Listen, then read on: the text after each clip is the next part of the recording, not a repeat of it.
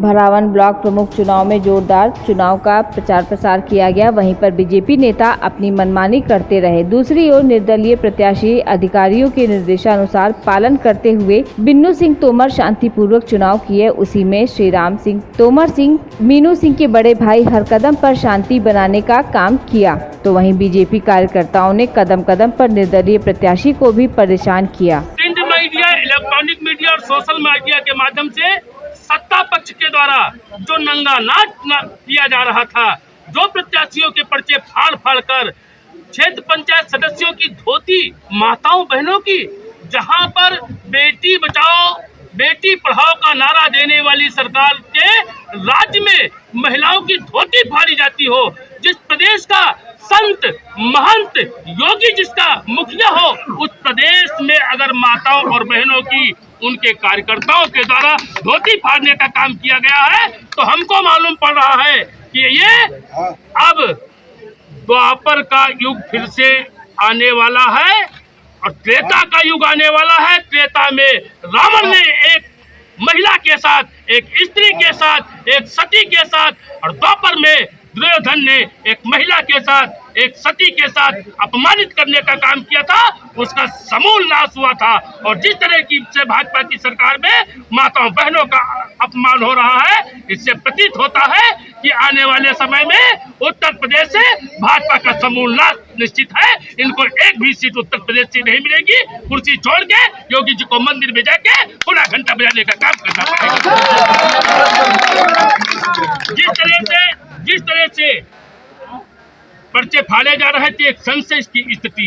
कल हमारे भारतीय किसान यूनियन लोकतांत्रिक के समर्थित प्रत्याशी विनोद सिंह तोमर बिन्नू भरावन ब्लॉक से जो ब्लॉक प्रमुखी के उम्मीदवार थे, उनको प्रशासन के द्वारा, सत्ता पक्ष के द्वारा जिस तरह से डराने के लिए, धमकाने के लिए और उनका चुनाव बिगाड़ने के लिए झूठा मुकदमा लिखा गया था। मैं तो कल से रास्ता देख रहा था कि प्रशासन में अगर किसी की भी हिम्मत हो तो बिन्नू सिंह को अरेस्ट करके दिखा दे। पूरे उत्तर प्रदेश की जेलों को भरने का काम आज किसान यूनियन के द्वारा किया जाता, लेकिन प्रशासन ने सहयोग किया। प्रशासन ने निष्पक्ष चुनाव कराने का काम किया। इसलिए इसके लिए मैं हरदोई जनपद के पूरे प्रशासन को भी धन्यवाद देना चाहता हूं कि लोकतंत्र को बचाने का काम किया, निष्पक्ष चुनाव कराने का काम किया। आज लोकतंत्र की जीत हुई है भरावन ब्लॉक में।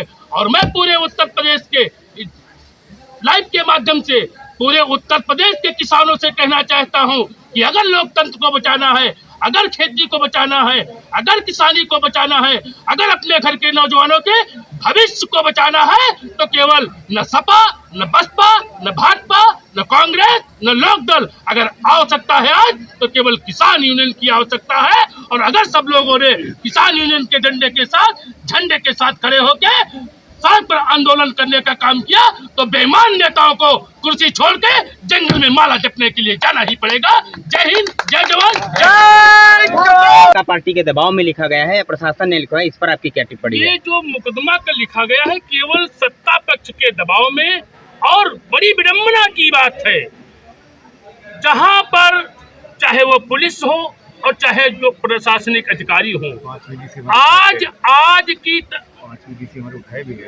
की तारीख में पुलिस और प्रशासन सत्ता की रखैल बन के काम कर रहा है।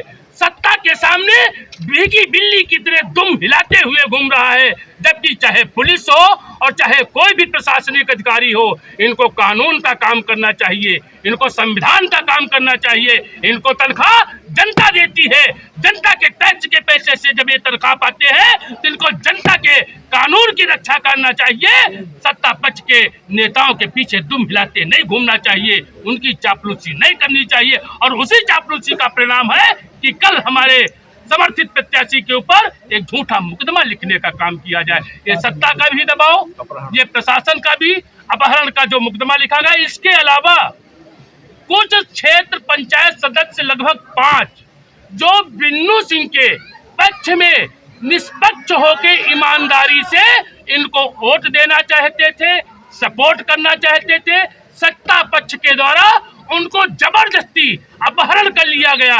शिकायत की गई, लेकिन उनके ऊपर मुकदमा नहीं लिखा गया।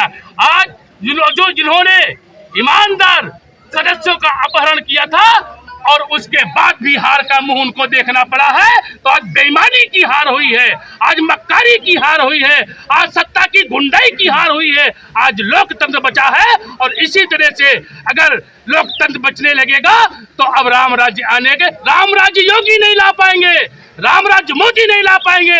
राम राज्य ला पाएगा तो केवल देश का मतदाता, किसान, नौजवान ही लोकतंत्र ला सकता है, वरना जितने भी पार्टी के नेता है ये तो लोकतंत्र की हत्या करने पर लगे हुए हैं।